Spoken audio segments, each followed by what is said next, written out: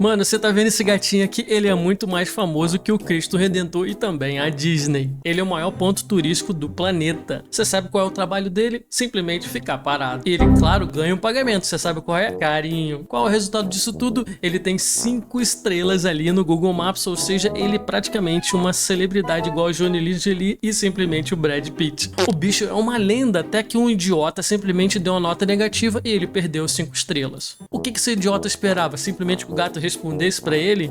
Apesar de tudo, a internet simplesmente não perdoou e continuou amando o gatinho. Agora, se você acha que o gatinho merece 5 estrelas, se inscreve aqui no canal.